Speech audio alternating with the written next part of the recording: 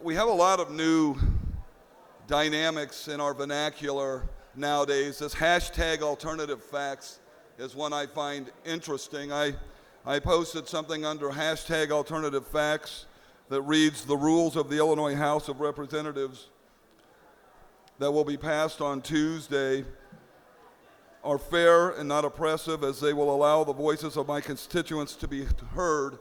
And then I followed that with hashtag alternative facts, because the fact of the matter is nothing could be farther from the truth. I went against my own self-imposed rule of limiting Facebook posts to my children and my wonderful grandchildren and the puppy next door on Saturday morning, as many in this chamber and around our state and around our nation exercise their constitutional right to peacefully assemble and protest. I'm going to read that post, an open challenge for my brethren in the Illinois General Assembly who are exercising their constitutional rights to peacefully assemble and protest today, which would have been Saturday morning. Will you stand with me when every single one of my constituents is silenced once again on Tuesday, when the most oppressive House rules in the nation are established, effectively writing "We the People" out of the Illinois Constitution? Stand with me. Every thinking person in our state knows this is wrong and an end run around democracy and all voices being heard. I am confident that I can count on each and every elected official exercising their rights today to continue that momentum and stand up against the blatant oppression that will be facilitated on the House floor on Tuesday. Even the process by which we got here is questionable. The hearing is in front of the Rules Committee. It has been talked about earlier that the Rules Committee in and of itself is a highly questionable dynamic. The original rules went to the Rules Committee that was posted for a subject matter only hearing at 3:30 yesterday afternoon. Yet when our members arrived at 3:35, 5 minutes after the meeting posted for subject matter hearing only started, said, oh no, here are the rules. No notice, no ability to review the rules, and oh, by the way, it's no longer a subject matter hearing. We will be voting here and now.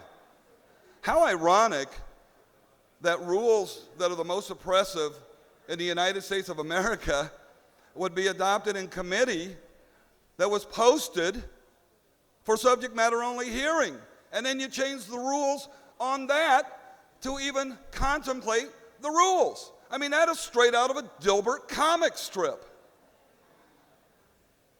I hear periodically in this chamber, well, these rules are just building on the rules that Lee Daniels had 20 years ago, rules that weren't fair to the minority party in those 2 years. And I would say to that, the "he cheated too" argument is as weak today as it was when your mother saw through it when we were children. And the truth of the matter is, you cannot have a dynamic where you are silencing the voice of 5.5 million people. The minority in this state represent 5.5 million people. That's more people than many states in our union, and we certainly should have the right to have those voices heard. You know, wrong is always wrong. It really is. And in the dynamic that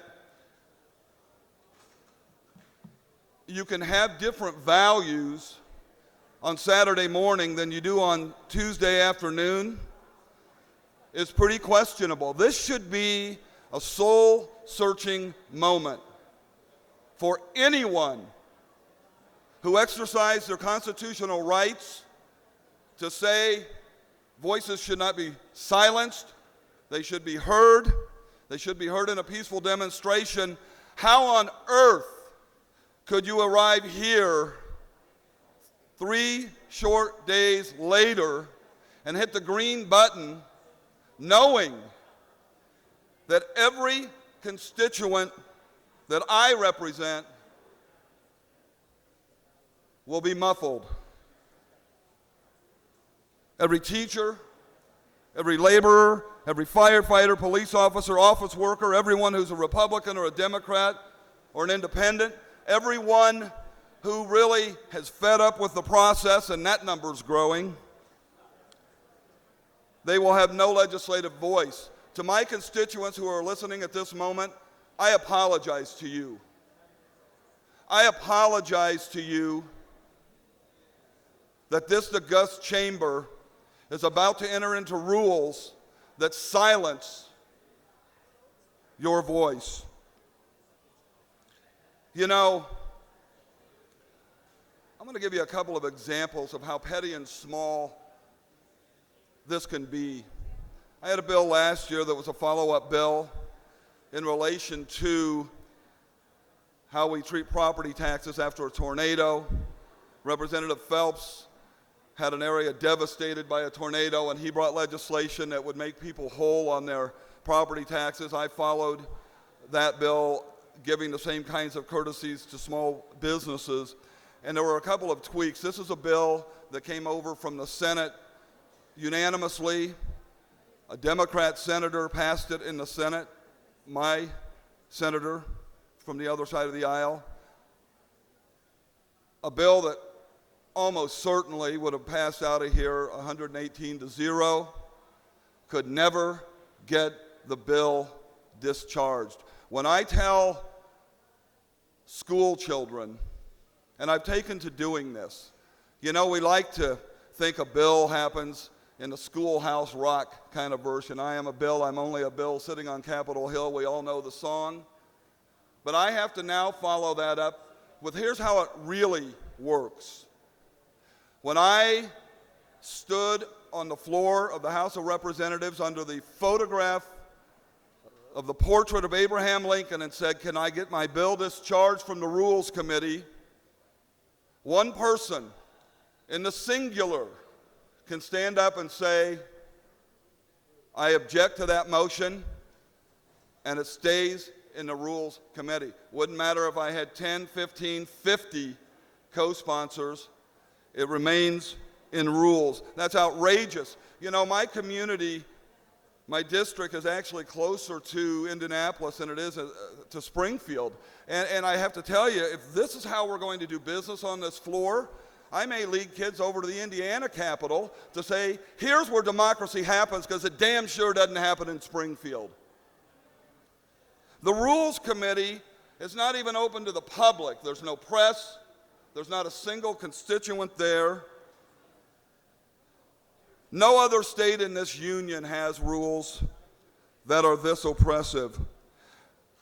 Truly ironic, the rules across the hall in the Senate and the way they are administered, fundamentally different. Fundamentally different. My colleagues who have served in this body, who have gone over to the Senate, said, wow, you know, I may still be in a super minority, but I can get my bill called.